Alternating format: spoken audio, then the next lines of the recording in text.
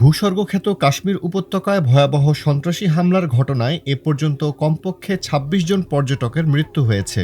২২ April মঙ্গলবারের এই ঘটনায় আহত হয়েছেন আরও অনেকে। ২৩ এপ্রিল বুধবার সকালে নিহতদের মরদেহ নিয়ে আসা হয়েছে শ্রীনগরে।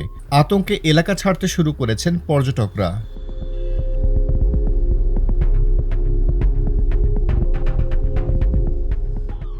শ্রীনগরের রাস্তায় পৌঁছাচ্ছে একের পর এক অ্যাম্বুলেন্স। ভিতরে ছিল হামলায় নিহত পর্যটকদের মরদেহ।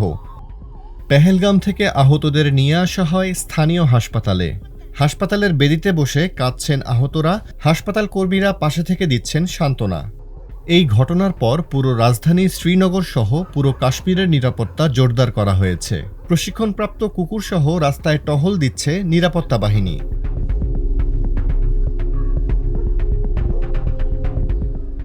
এদিকে হামলার খবর ছড়িয়ে পড়তেই পর্যটকরা লাগেজ নিয়ে তাড়াহুড়ো করে উপত্যকা ছাড়তে শুরু করেছেন। কেউ গাড়ির ছাদে লাগেজ তুলেছেন, কেউ ফোনে আত্মীয়দের আশ্বস্ত করছেন।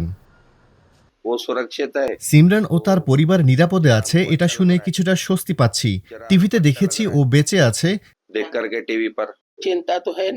আমরা খুবই দুশ্চিন্তায় আছি। যতক্ষণ না তারা ফিরছে ততক্ষণ শান্তি পাচ্ছি না। টিভিতে দেখাচ্ছে অনেক বড় একটা দুর্ঘটনা ঘটেছে, অনেক মানুষ মারা গেছে। इतने लोगों की जान गई।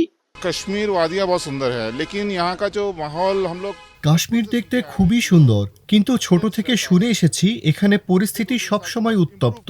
কয়েক বছর ভালো থাকায় আসার সাহস করেছিলাম, কিন্তু এই হামলার পর আবার সেই ভয় ফিরে এসেছে। আমরা তো পর্যটক, আমাদের নিরাপত্তা কোথায়? और हमारी सेफ्टी के लिए क्या रह गया यहाँ पे। আবারও রক্তাক্ত কাশ্মীর। যারা শুধুই বেড়াতে এসেছিলেন তারা আজ ফিরছেন ট্রমা আর আতঙ্ক নিয়ে। আবারও প্রশ্নের মুখে পড়েছে শান্তির উপত্যকা।